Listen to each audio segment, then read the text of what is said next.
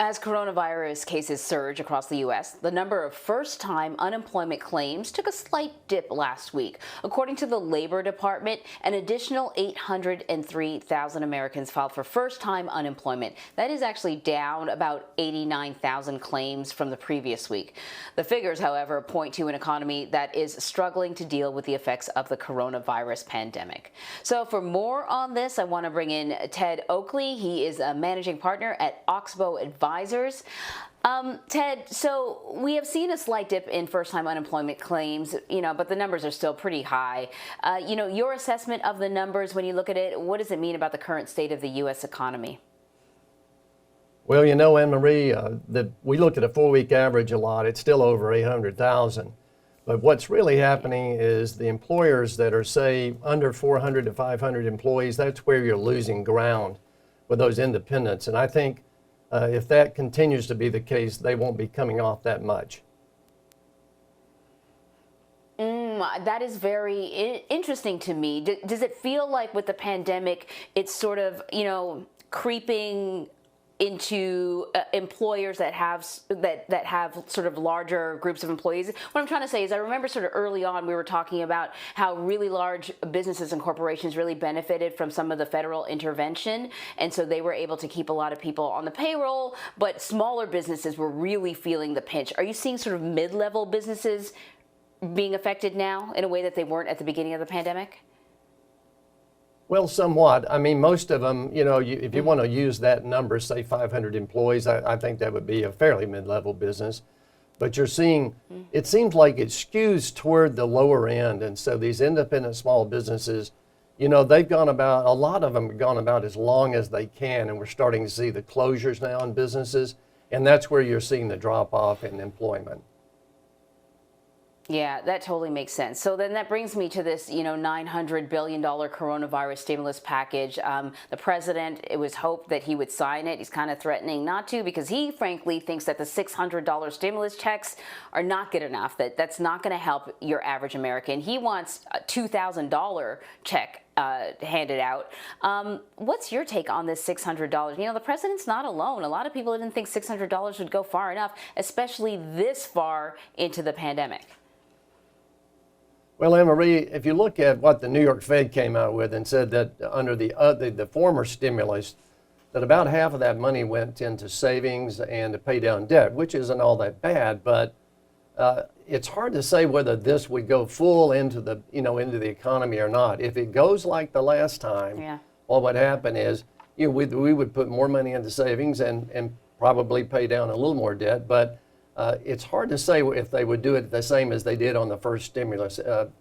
Looking into it, 600, 2,000, if they're not spending it all, then you won't see it in the economy. Despite, the talk of a lot of people being unemployed, there were some sectors that saw a boost, that typically see a boost during the sort of seasonal job hiring during this time of year. Obviously, anything online, delivery, they would have been doing some temporary hiring. But come the new year, when we are facing, many experts believe possibly another surge in coronavirus cases, but also an end to these seasonal contracts. Do you expect that we're going to see an increase in those unemployment numbers? Anne-Marie, you could have that because if you look at the courier and messenger numbers, they were really up the last 2 months, just like you were saying. And that's obviously going to fall off in January and February. It's hard to say where we'll go with housing. It's been on fire, but it's starting to slow a little bit in the last 2 or 3 weeks. If you put all that together, you could have some slowing going into the new year. And of course, if the rates of coronavirus cases continue to rise the way some experts are warning it will after the holiday season, cities and states, the expectation is that we're going to see tougher coronavirus lockdown restrictions put in place. What sort of impact do you think that's going to have on the economy? I think it's tougher this time because what happens is you have a lot of these small businesses that are just barely alive, and they're staying in business, but it's really tight. If you go into a situation where a full lockdown again, then it pushes them really over the cliff. And I think that's the trouble we run into right now with the lockdown. I'm not I'm not really saying that we should all go out and do a lot of things right now. It's just that what happens in these lockdowns is really business slows down a lot. So we have a lot of companies that are right on the edge now. So I think it would be really tough if we went into full lockdown right now.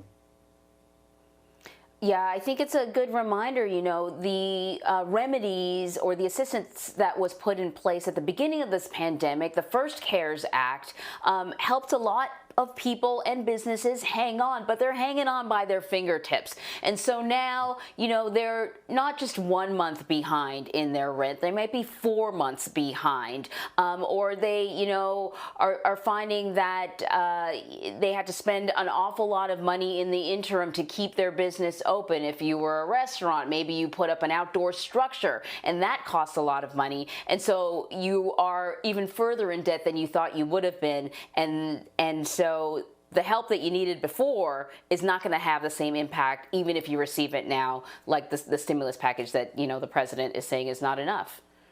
And what you'll see is that a lot of these companies that we've been, and every bank is deferring payments to a number of people.